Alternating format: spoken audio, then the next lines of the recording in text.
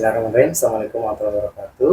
Waalaikumsalam warahmatullahi wabarakatuh. Ya, selamat siang Ustazah Lulu.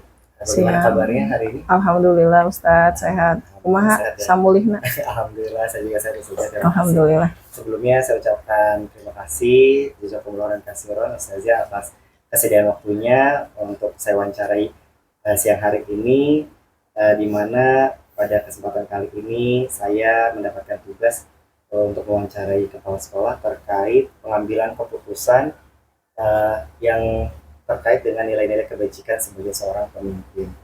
Nah, sebelum kita memulai wawancara ini, saya ingin tahu dulu nih Ustazah Lulu ini sudah berapa tahun yang menjadi seorang kepala sekolah di SDT Salman Farisi? Masya Allah, ini kalau di negeri mah udah kena periodisasi ya. Oke.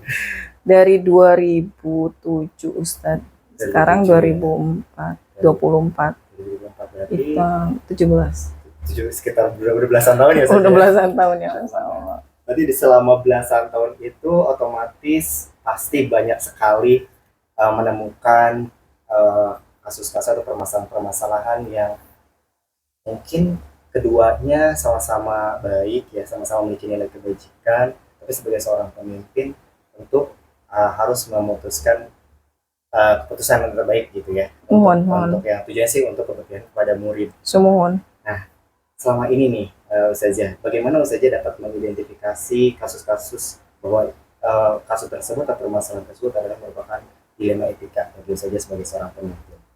Ya, pernah ya. Ya bukan pernah ya, memang dalam masa rentang waktu saya memimpin di SDIT Salman Al Farisi akan ada gitu tantangan itu terkait dengan itu tadi ya, dilema etika itu, di mana ada nilai-nilai kebaikan yang harus saya secara prinsip saya perjuangkan gitu ya, karena di sini kan saya punya tanggung jawab kepada orang tua dan anak didik dan juga kepada guru-guru ya, dan juga kepada lembaga. Semisal saya ambil sebuah contoh ketika ada ada sebuah kegiatan ya di Salman, kegiatan ekstrakurikuler wajib, karena kita punya kegiatan ekskul wajib 2, kepanduan, pramuka, dan pencak silat itu. Nah, ketika ada sebuah kejadian di kelas 5 gitu ya, ada yang disampaikan dari orang tua ya, kalau bahasanya mah komplain lah ya, kemudian minta untuk dievaluasi di tahun berikutnya bahwasanya kegiatan ekskul wajib pencak silat itu ditiadakan gitu. Padahal itu sudah kurang lebih hampir 17 tahun lah pencak silat itu masuk ke ekstrakurikuler wajib. Kenapa? Karena kita punya beberapa alasan ya, karena kita di sekolah kita itu ingin mencetak generasi yang memiliki jiwa kepemimpinan leadership, dan itu bisa ditunjang dari latihan bela diri. Dan kenapa harus pencak silat? Karena pencak silat itu adalah budaya bangsa, karya anak bangsa kita gitu, asli budaya Indonesia gitu. Jadi kita wajib menjaga dan melestarikannya gitu. Kemudian juga itu menjadi sebuah kekhasan di Salman dibandingkan sekolah yang lain. Dan alhamdulillah pencak silat ini juga termasuk olahraga yang dilombakan sampai tingkat nasional gitu. Ketika ada laporan dari orang tua ya untuk mengevaluasi gitu, untuk ditiadakannya kegiatan ekskul ini dengan pertimbangan antusias respon dari anak di kelas 5 ini di tahun berapa ya, kurang lebih 2022 lah kalau benar ya. Jadi mereka itu banyak yang tidak ikut kegiatan tersebut dengan alasan sakit, capek gitu, lebih ke fisik gitu.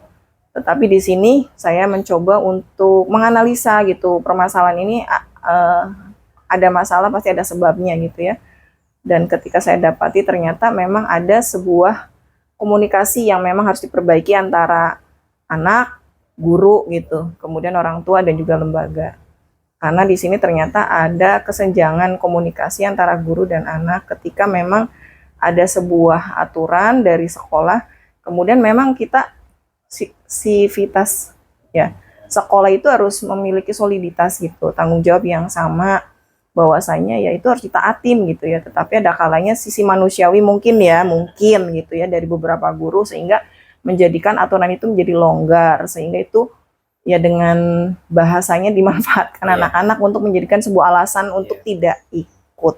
Tetapi alhamdulillah setelah diadakan sebuah pertemuan, dikomunikasikan dengan baik, alhamdulillah untuk tahun berikutnya di 2023, 2024 sekarang alhamdulillah ekskul pencaksilat masih menjadi ekskul wajib di Salman, alhamdulillah.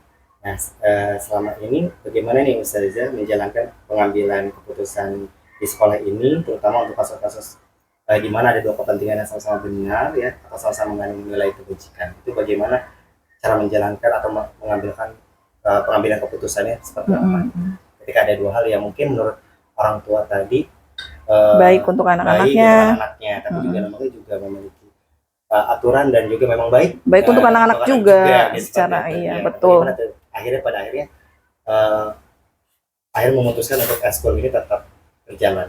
Iya, jadi memang kuncinya itu adalah di komunikasi sih Ustadz ya, komunikasi antara guru gitu ya, orang tua, saya sebagai kepala sekolah dan lembaga gitu ya, yayasan karena kita swasta. Jadi ketika komunikasi itu baik gitu, kemudian sehat ya salah satunya adalah ketika memang ada aspirasi atau hal-hal yang disampaikan orang tua, kita respon dengan baik, kemudian kita fasilitasi dengan sebuah kesempatan untuk berdiskusi langsung, kemudian kita sampaikan alasan kita seperti ini, kemudian juga itu justru menguntungkan untuk anak-anak murid ya, sebagai istilahnya anak-anak dari orang tua tersebut yang mengusulkan untuk ditiadakan itu. Dan ketika penyampaiannya itu tersampaikan alasan dari lembaga, dari saya selaku kepala sekolah, dan alhamdulillah gitu, maksudnya diterima gitu, karena memang kalau kita ingin memilih dua-duanya baik, tetapi kita lebih memilih hal negatif mana yang lebih sedikit gitu loh. Kalau ekskul pencaksilat ini contohnya, tetap kita pertahankan itu hal negatifnya lebih sedikit, justru lebih sedikit dibanding ketika ditiadakan gitu. Maka saya akan lebih mengambil hal keputusan yang dimana nilai kemanfaatannya lebih banyak dibandingkan sebaliknya gitu. Negatifnya lebih banyak, kemanfaatannya sedikit. Itu sih sebenarnya. Gitu ya. Mohon. Nah, kemudian langkah-langkah atau prosedur seperti apa nih yang biasa saja lakukan selama ini dalam pengambilan keputusan? Langkah-langkah. Iya, langkah-langkahnya tidak berarti saya kepala sekolah kemudian saya memutuskan sendiri ya, tidak. Karena di sini kita keluarga ya, antara saya, guru, orang tua, kemudian lembaga. Jadi saya juga perlu dong, maksudnya tadi seperti saya harus mendengarkan penyampaian dari orang tua, kemudian saya juga harus menyampaikan di forum guru gitu. Saya perlu mendengar pendapat, masukan, hal-hal yang baik dari guru gitu ya. Dan utamanya adalah ketika saya melaporkan atau menyampaikan kasus seperti ini, masalah seperti ini kepada lembaga, karena saya kan dalam hal ini, walaupun ya saya sebagai penanggung jawab di SDIT-nya, di sekolahnya, tetapi kan ada yang lebih bertanggung jawab ya dari lembaga pendidik itu yayasan. Jadi saya tetap harus menyampaikan supaya saya mendapatkan hal-hal yang positif, masukan atau saran yang lebih positif. Tetapi ya untuk selama ini alhamdulillah langkah-langkah yang saya lakukan ini sangat efektif sekali gitu. Jadi semuanya dilibatkan, semuanya diberikan porsi sesuai dengan perannya masing-masing sebagai orang tua, guru, kemudian yayasan seperti itu, sehingga alhamdulillah mudah untuk mengambil keputusan yang akhirnya ya yang terbaik lah dari yang baik-baik itu. Jadi semuanya tetap ada perannya masing-masing. Dilibatkan. Mohon. Iya. Baik, nah selanjutnya hal apa saja nih yang selama ini Ustazah anggap efektif dalam pengambilan keputusan pada kasus-kasus dilema etika ini? Efektif. Ya. Yang dianggap paling efektif gitu. Paling efektif. Ya kalau ya komunikasi sih, komunikasi yang baik, yang benar, yang sehat gitu dari semua pihak yang ada di Salman ini gitu, komunikasi gitu. Jadi jangan sampai nggak ada komunikasi.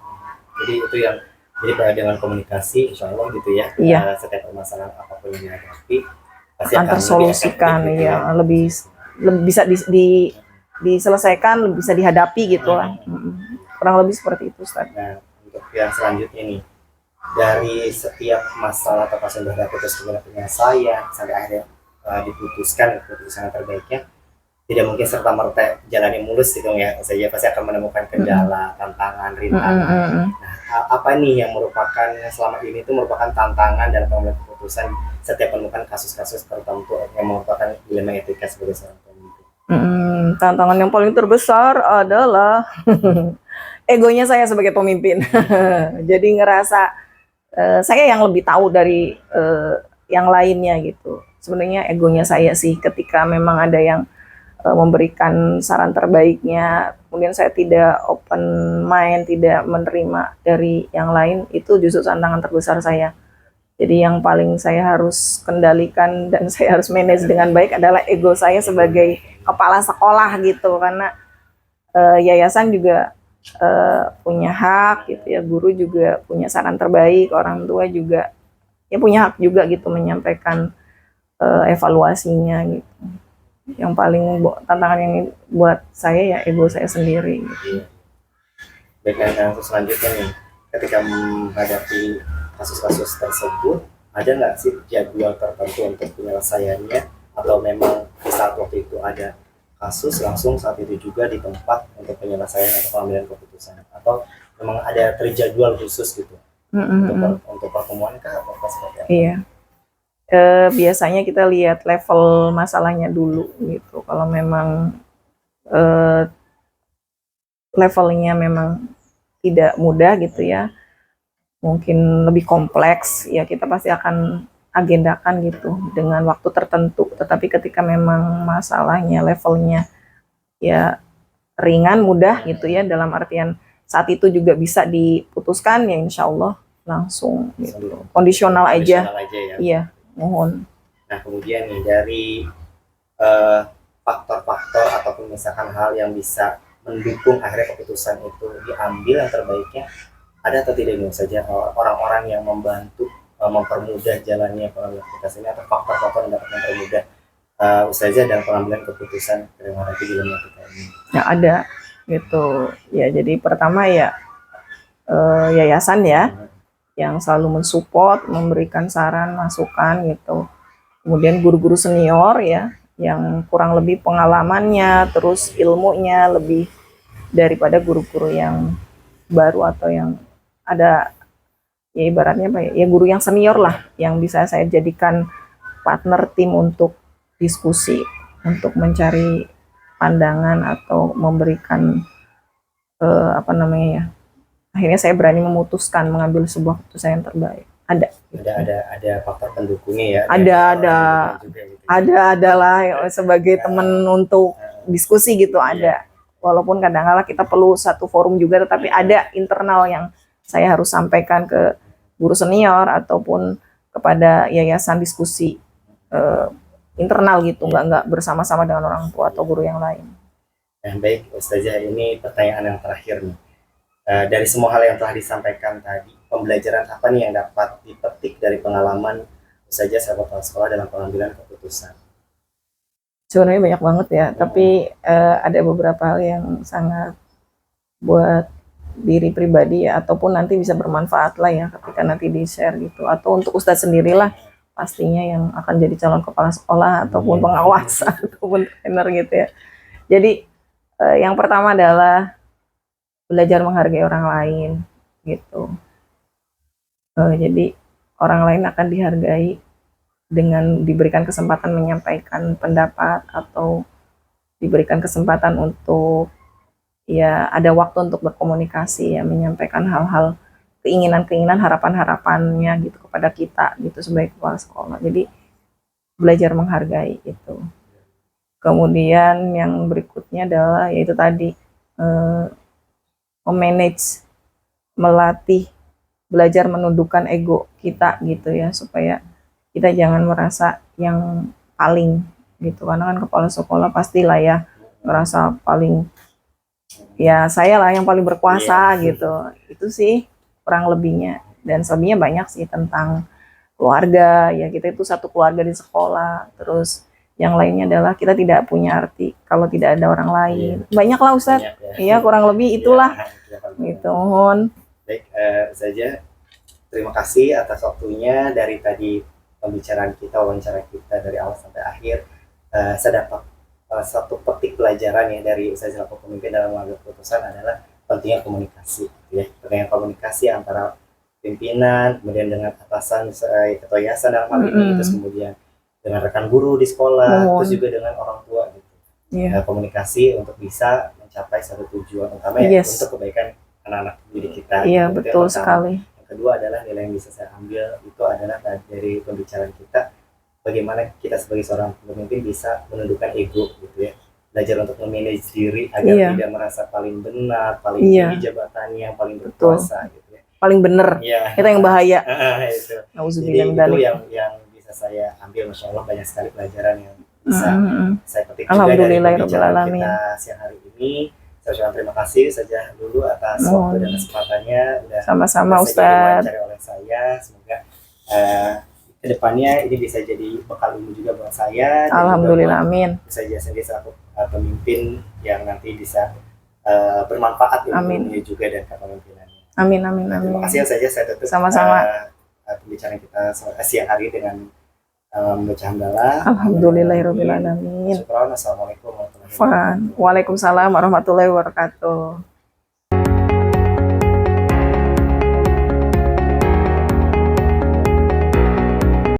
Bismillahirrahmanirrahim. Assalamualaikum warahmatullahi wabarakatuh.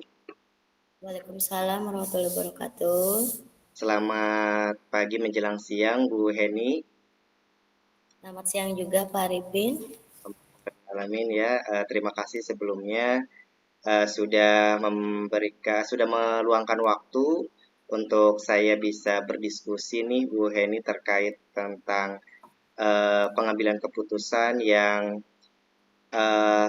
biasa Bu Heni lakukan di sekolahnya selama memimpin. Tapi sebelumnya saya mau nanya kabar dulu nih Bu Heni. Bagaimana kabarnya Bu Heni hari ini? Alhamdulillah hari ini kabarnya baik dan cukup cerah juga gitu, sehat walafiat. Alhamdulillah ya Bu Heni ya. Baik Bu Heni, menjadi kepala sekolah di TK Pertiwi Labuhan Maringgai, Lampung Timur, betul ya Bu Heni ya? Betul ya. Sudah berapa lama Bu Heni menjadi kepala sekolah? Untuk menjabat kepala sekolah sih belum lama, baru mulai dari semester 2 tahun ajaran 2003-2004. 2023 mungkin ya, 2023. 1 tahun setengah lah baru. Oh, berarti di semester 2 tahun 2023 ya, 2023-2024. Semester 2 kemarin. Ya baik, tapi walaupun baru menjabat sebagai kepala sekolah, tidak menutup kemungkinan sudah menemukan beberapa dilema mungkin ya, permasalahan-permasalahan dilema etika yang dihadapi gitu ya. Baik itu dilema etika maupun bujukan moral di sekolah yang Bu Heni pimpin. Nah, Bu Heni nih, saya ingin belajar ya dari sharing-sharing kita siang hari ini. Ingin belajar banyak dari Bu Heni tentang sebagai seorang pemimpin nih. Selama ini bagaimana nih Bu Heni dapat mengidentifikasi kasus-kasus yang merupakan dilema etika ataupun bujuk moral? Selama saya menjabat kepala sekolah, itu memang sudah banyak ya, terutama dilema etika yang selama ini saya alami, terutama dari segi dilema etika wali murid. Ya, dari wali murid yang namanya anak TK pasti tuntutan wali murid itu maunya anak itu secara instan, bisa baca, bisa menulis, itu sangat dilema sekali. Nah, bagaimana cara saya mengidentifikasi tentang dilema etika itu, yaitu dengan kita ada di dalam permasalahan tersebut. Ya contohnya seperti saya ada di lingkungan lembaga TK itu, ya otomatis permasalahan dilema etikanya yang ada di TK tersebut. Nah, selanjutnya yaitu nyatakan konflik atau dilema seperti apa sih dan bagaimana yang sedang saya hadapi saat ini gitu, ataupun dilema etika ataupun dalam dilema moral. Nah, yang saya hadapi itu ternyata dilema etika, benar lawan benar gitu. Benar menurut wali wali murid. Nah, kita pun kan dalam pembelajaran di anak TK pun mempunyai prosedur tersendiri. Tidak menuruti apa kata wali murid gitu kan. Namanya wali murid menyekolahkan di tempat kami, berarti wali murid harus mengikuti prosedur pembelajaran yang ada di TK. Tidak semua wali murid gitu kan. Iya, Nah, itu beberapa benar-benar ya. dilema etika sekali, benar lawan benar, masing-masing mempunyai argumentasi sendiri, pendapat sendiri, dan pandangan sendiri-sendiri. Selanjutnya yaitu menentukan proses yang terbaik untuk pengambilan keputusan itu seperti apa gitu, agar wali murid pun memahami pembelajaran di TK ini seperti ini gitu, bukan seperti yang di SD gitu. Iya, Namanya kita belajar berhitung, belajar menulis itu semuanya dikemas secara bermain, tapi kan terkadang wali murid salah memahaminya. Yang dilihat mereka, kok TK ini belajarnya cuma bermain, bermain, dan bermain gitu. Padahal kan anak main aja itu belajar. Nah, iya. untuk selanjutnya proses identifikasi selanjutnya yaitu mempelajari faktanya. Dalam situasi apapun ada beberapa pihak ya, seperti tadi yang saya dari awal disebutkan, pihak sekolah pun mengatakan kebenarannya dan pihak wali murid pun menyatakan kebenarannya gitu, sama-sama mempunyai argumentasi kebenaran masalah tersebut dan saling mengutarakan argumennya masing-masing, seperti hal yang tadi saya ucapkan juga. Sekolah mempunyai prosedur dan orang tua pun merasa benar gitu kan. Benarnya apa? Karena SD sekarang loh tidak seperti dulu. Jadi wali murid menuntut bahwa anak ini harus bisa instan, nulisnya harus bagus, lulusan TK harus bisa baca dan segala macam. Nah, terus kita sebagai pihak sekolah bagaimana mengambil keputusan ini sesuai dengan konteks, situasi, dan bukti-bukti yang ada. Tidak hanya sekedar begini, tapi kita mempunyai permen yang mengatur pembelajaran di TK. Bukti-bukti yang kuat, terus kemitraan baik, baik pun secara internal ataupun secara eksternal. Begitupun sumber daya di sini apa? Manusianya. Dari segi manusia ini ilmu pengetahuan yang mereka dapat gitu, entah di medsos, berita-berita di medsos gitu, ataupun berita dari mulut ke mulut. Nah, itu secara pelajari faktanya. Terus yang selanjutnya yaitu pilih opsi yang wajar. Maksudnya seperti apa pilih opsi yang wajar? Ini memberikan pilihan atau solusi-solusi ideal buat wali murid agar mereka memahami bahwasanya pembelajaran di TK ini bukan eh, guru, bukan murid yang mengikuti guru, tapi guru yang mengikuti murid gitu. Guru hanya sebagai fasilitator, tapi anak yang menentukan pilihan. Nah, di situ kami memberikan arahan kepada wali murid agar memahami cara belajar anak-anak dan karakter belajar anak-anak. Mengasih solusi kalau anak tidak mau, yuk kita buat kesepakatan agar anak mau mengerjakan tugas atau mau belajar tapi tidak ada istilahnya ancaman atau menyakiti secara fisik ya. Kadang kan namanya orang tua suka ada bermain Iya. fisik, entah itu baik berkata kasar secara bahasa ataupun secara apa ya namanya postur tubuh gitu kan, suka ada merendahkan Iya. kemampuan anak. Nah, kita memberikan solusi jalan yang terbaik seperti apa dan berusaha si wali murid itu untuk mencobanya di rumah secara pelan-pelan, by step.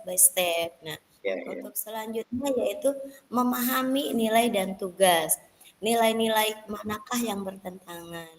Terus nilai manakah yang tidak bertentangan? Yang bertentangan ini jangan sampai si wali murid ini selalu merendahkan kemampuan anak dan selalu tidak mengakui kelebihan anak tersebut. Kita pun mengasihkan solusi dan saran lagi parenting terus dan terus gitu kan. Tidak hanya sekali aja mengarahkan wali murid, tetapi kita melakukan secara bertahap dengan parenting ataupun diskusi di WA group ataupun secara bertatap muka ataupun mereka satu persatu bercerita konsul tentang gimana anaknya di rumah gitu, gimana anaknya di sekolah. Nah, setelah itu kita adakan evaluasi.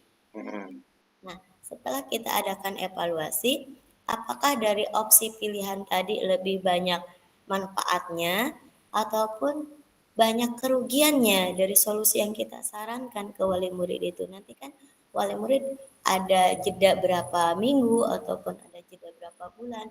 Anak ini ada perubahan setelah kita kasih opsi pilihan tersebut.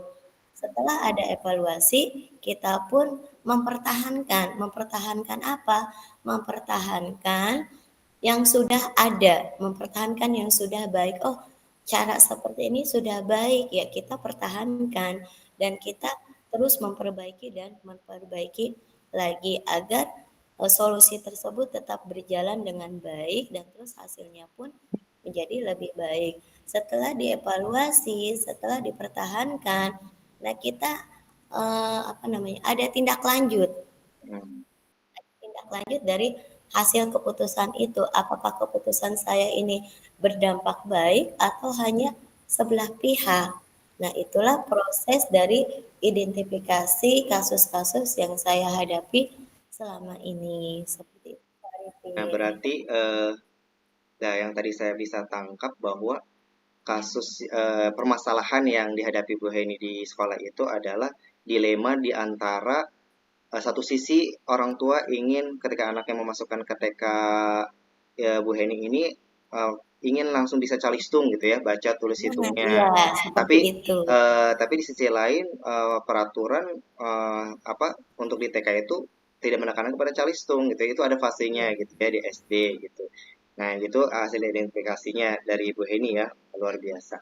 Nah, yang selanjutnya Bu Heni, selama ini bagaimana Ibu Heni ini menjalankan pengambilan keputusan di sekolah Bu Heni yang Bu Heni pimpin ini, terutama untuk kasus-kasus di mana ada dua kepentingan yang sama-sama benar nih atau sama-sama mengandung Iya. nilai kebajikan. Bagaimana menjalankan atau mengambil keputusan yang di satu sisi yang tadi Bu Heni sampaikan apa di TK memang harus belajar sambil bermain, tapi orang tua juga memang betul juga sebenarnya ya mereka ada rasa kekhawatiran khawatir nanti di Iya. SD-nya tertinggal atau apa. Nah, bagaimana cara Iya. Bu Heni mengatasi atau menjalankan pengambilan keputusan di sekolah yang Bu Heni pimpin ini? Kalau kami melakukan pengambilan keputusan seperti itu, kita adakan suatu rapat wali murid, mengundang semua wali murid dan membicarakan, memberikan arahan, terus menjelaskan seperti apa sih pembelajaran di TK itu. Nah, kami menjelaskan pembelajaran di TK itu kami tidak memaksakan anak untuk lulusan TK itu untuk bisa menulis, untuk bisa baca, untuk bisa calistung, tetapi yang dilatih di TK itu yaitu tentang kemandirian, tentang fisik motoriknya, yaitu kelenturan dari fisik motorik halus, fisik motorik kasar, terus dari segi bahasanya mereka memahami apa yang orang lain katakan gitu, mengerti aturannya seperti apa, menghargai saat orang berbicara itu seperti apa, terus dari segi sosial emosionalnya juga dia mampu berinteraksi dengan temannya, mampu menghargai orang lain. Jadi di TK itu benar-benar dipupuk dari dasar, pondasinya terlebih dahulu. Mhm. Pondasi kalau mereka semuanya sudah terstimulus dengan baik, seperti fisik motoriknya sudah terstimulus dengan baik, terus fisik motorik kasarnya, baik itu bahasanya, baik itu dari seninya, sosemnya, agamanya, insya Allah nanti anak pun bisa mengikuti alurnya sendiri. Nah, jadi segala sesuatu tuh kita harus benahi dari pondasinya. Di mana pondasi kuat, insya Allah dia di masa yang akan datang pun dia akan kuat menghadapi segala permasalahan, bisa mengatasi masalah-masalah yang ada gitu.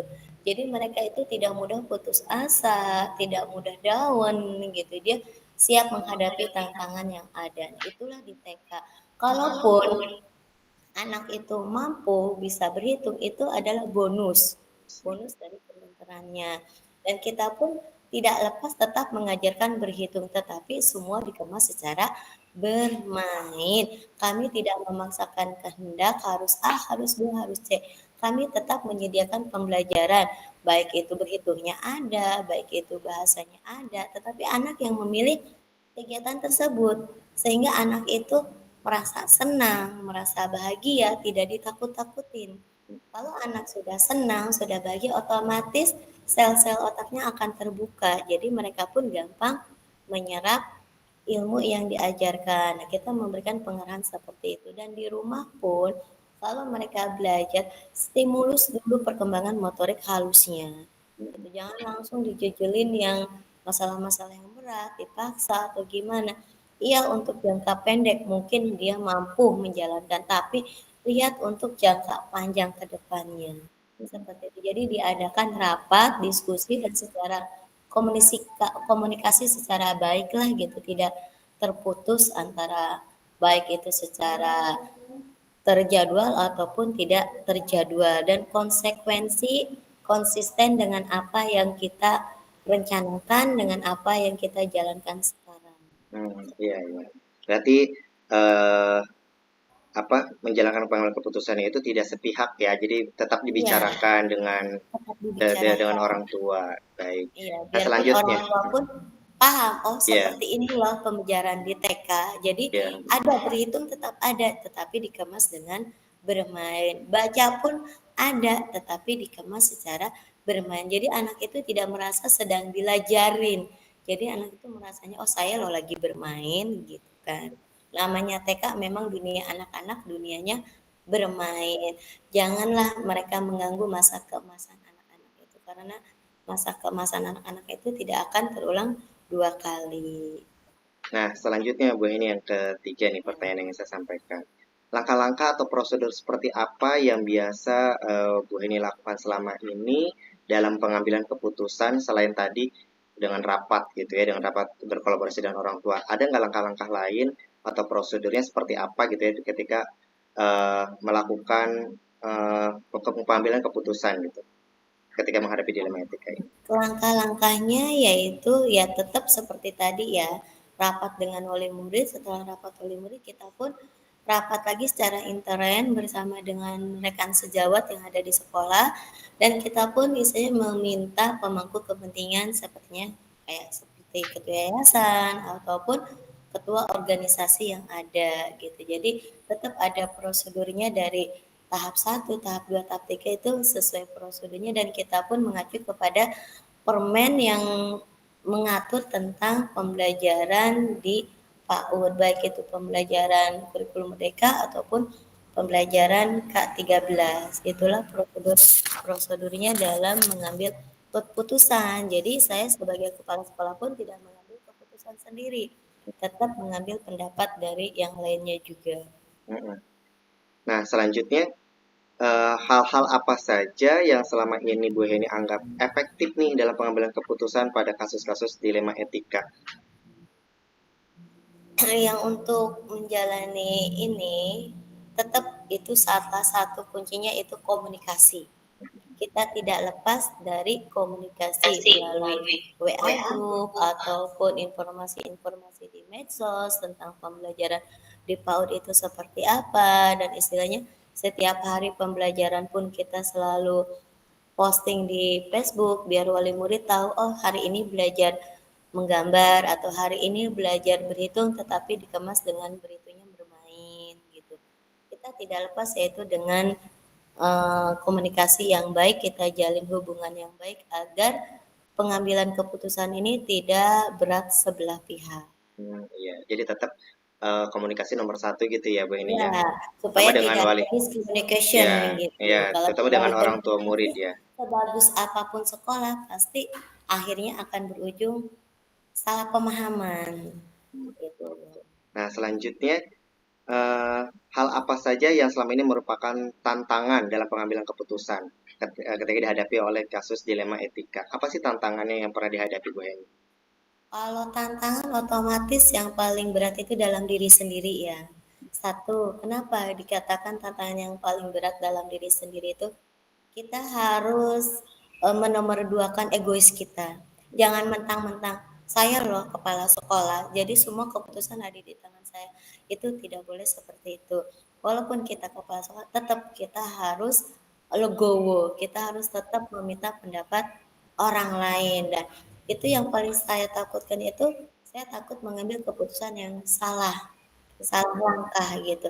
Menurut kita benar, tapi belum tentu menurut wali murid itu Iya, benar, seperti itu. Malah kita udah berusaha sebaik mungkin, sudah berusaha tidak membeda-bedakan.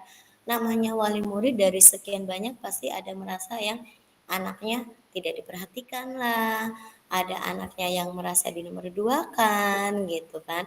Namanya sekolah sekian banyak murid, paling guru cuma 3, nggak mungkin yang bisa diliatin satu persatu gitu. Kadang di saat kita ke sini, anak mah yang sebelah sini udah pada ribut lagi gitu kan. Karena itu yang paling ditakutkan itu tantangan yang paling berat itu melawan diri sendiri. Melawan diri sendiri gitu ya, egonya diri Iya, sendiri gitu ya, apalagi sebagai seorang pemimpin gitu ya, yang seolah jadi harus tidak egois lah gitu, iya, harus legowo, harus istilahnya berpikirannya, harus wawasannya luas, tidak sempit gitu. Terus pikiran juga terbuka seperti itu ya Bu Heni. fleksibel gitu kan, tidak keras kepala gitu. Iya. Nah, selanjutnya nih Bu Heni, tadi kan sudah sempat saya dengar ya bahwa Bu Heni ketika menghadapi kasus dilema etika ini sering ada mengundang orang tua untuk berkomunikasi gitu ya, untuk rapat gitu ya, hadir rapat atau misalkan lewat WhatsApp grup gitu ya dengan orang tua untuk bisa memahamkan pemahaman bersama. Tapi ada nggak nih Bu Heni sebuah jadwal tertentu gitu atau jadwal tertentu di mana misalkan seminggu sekali atau sebulan sekali gitu ya, dalam oh ini harus nih dievaluasi untuk pengambilan keputusan ketika ada kasus A gitu ya di pekan itu ataukah memang diselesaikannya di tempat saat itu juga gitu. Kalau untuk jangka waktu kita tergantung kasusnya ya.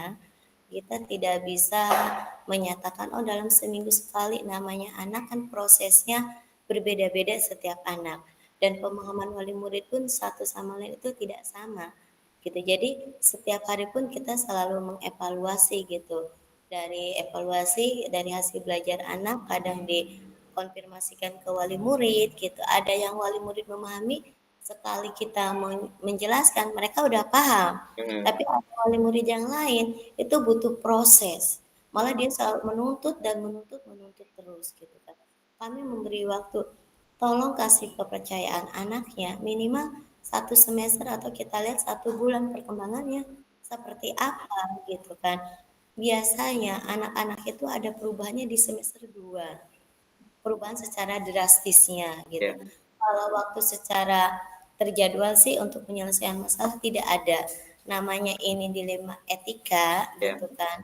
Isinya bukan dilema yang begitu parah gitu kan, bukan kasus yang begitu rumit. Ini kasusnya tentang pembelajaran gitu. Jadi anak setiap hari kita evaluasi dan kita pun ada konsultasi dengan wali murid apabila wali muridnya kan pembelajaran suka kita upload tuh ya di Facebook. Nah setelah kita upload kadang wali murid melihat tuh, oh anak saya hari ini mampu seperti ini. Oh anak saya belum, kadang mereka pun komen di WA grup. Bu kok foto anak saya tidak ada. Nah kami pun menjelaskan kembali. Namanya anak kadang ada yang mampu melakukan 3 kegiatan, tetapi ada yang mampu cuma melakukan 1 kegiatan. Jadi evaluasi itu tiap hari pun kita selalu mengevaluasi. Itu namanya proses, jadi tidak bisa harus selesai 1 hari. berarti memang lebih banyaknya langsung saat itu juga diselesaikannya gitu ya Bu Iya, Heni ya. Jadi tidak ada jadwal terkhusus. Paling mungkin setiap awal tahun ajaran baru mungkin ya Bu Heni ya.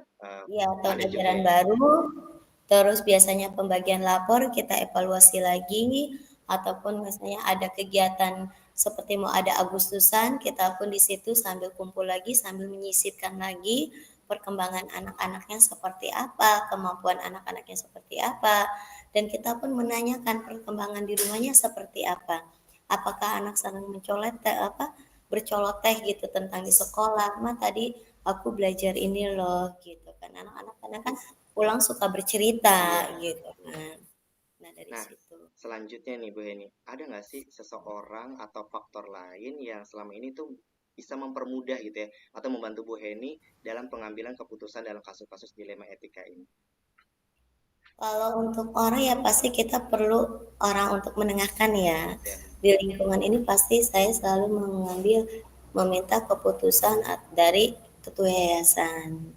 Salah satunya itu kalau untuk di lingkungan lembaga gitu. Jadi belum sampai memanggil ketua organisasi, belum paling hanya sebatas ketua yayasan gitu. Untuk tahu bahwasannya kemauan wali murid seperti ini, sedangkan sekolah pun punya aturan seperti ini. Nah, paling yang menjadi orang penengah yaitu pemangku kepentingan seperti ketua yayasan. Ya, yang membantu. Baik, nah terakhir nih Bu Heni sebelum kita tutup wawancara kita hari ini, dari semua hal nih yang sudah tadi disampaikan oleh Bu Heni ini, pembelajaran apa nih yang dapat Bu Heni petik dari pengalaman Bu Heni mengambil keputusan di 5 ETK di sekolah yang Bu Heni pimpin? Kalau selama saya mengambil keputusan yang saya pelajari, yang bisa saya ambil yaitu satu, kita itu dalam pengambilan keputusan tidak bisa egois, tidak bisa berkehendak sendiri. Jadi harus dengan kepala dingin, hati dingin, dengan cara bermusyawarah untuk mengambil suatu kata kesepakatan. Selain itu pun kita harus mendengarkan pendapat dari orang lain, argumen dari orang lain. Kita menampung semua aspirasi, kita mencatat pendapat mana yang baik yang kita ambil, pendapat mana yang istilahnya kritik tapi membangun, bukan istilahnya kritik menjatuhkan ya, tapi kritik-kritik yang bisa membangun lebih baik lagi.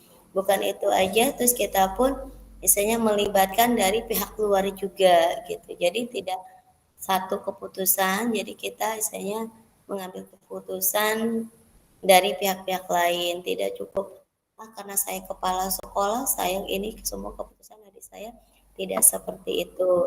Dan juga hendaklah mengambil keputusan itu dengan saling mengerti satu sama lain. Wali murid pun memahami sekolah punya aturan dan kami pun memahami orang tua, rasa khawatiran orang tua bahwasannya anaknya ini kalau sudah lulus tidak bisa apa-apa, tidak bisa mampu mengikuti pembelajaran di SD. Kita pun tidak menutup mata, tidak menutup telinga ya, istilah bahwasanya kelas 1 sekarang pembelajarannya sudah luar biasa gitu kan. Betul, betul. Kasihan. Terkadang juga guru kelas 1 pun tidak bisa ini dulu tidak bisa transisi. Terkadang langsung meninjak pembelajaran yang nulisnya panjang, nulisnya banyak gitu. Terkadang kami dari guru TK merasa miris gitu kan.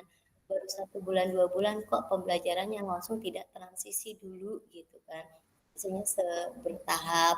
Mungkin kalau udah 3 bulan, 4 bulan barulah mereka agak diperkenalkan tulisan yang agak panjang atau gimana gitu kan.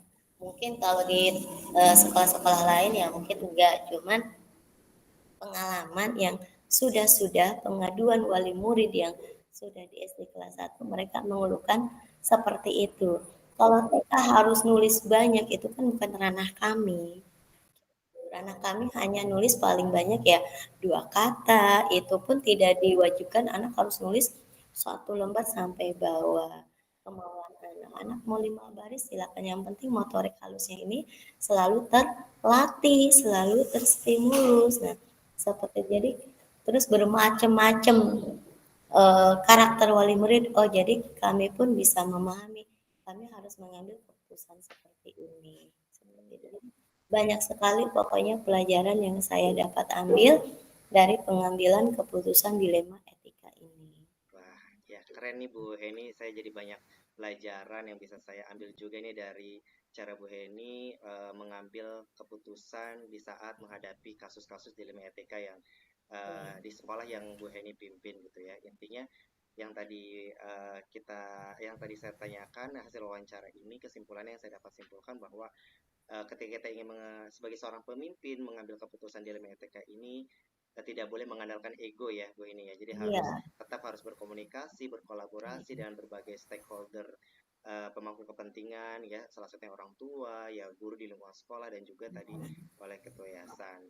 Dan juga yang terakhir tadi ditutup oleh bahwa harus ada juga kerjasama atau komunikasi juga nih ya dengan jenjang berikutnya yaitu di jenjang SD iya, gitu ya. Perlu adanya kesepemahaman merata bersama bahwa memang peralihan dari TK ke SD ini harus ada namanya transisi gitu ya, masa transisi iya. dulu gitu ya, tidak Jangan tidak harus langsung anak itu iya baru aja 1 bulan udah langsung betul dikasih wah gitu. iya tidak harus seperti itu kaget gitu Ya, anak ini TK. pelajaran juga buat guru-guru yang di SD yang kelas satunya. Baik Bu Heni, Ya, terima kasih atas waktunya di siang hari sama-sama Pak ini, Rudi. atas waktunya, atas kelapangan waktunya bisa menyempatkan untuk saya wawancari di siang hari ini. Sukses selalu buat Bu Heni dalam memimpin sekolahnya. Semoga Allah berikan Amin. kemudahan-kemudahan. Eh, apa banyak pelajaran yang tadi saya petik, insya Allah bermanfaat juga bagi saya ke depannya. Amin. Saja Bu Heni, terima kasih atas waktunya. Saya ucapkan Sama-sama Tepal Pak Hidayah. Rudi. Assalamualaikum warahmatullahi wabarakatuh. Waalaikumsalam warahmatullahi wabarakatuh. Semoga membantu.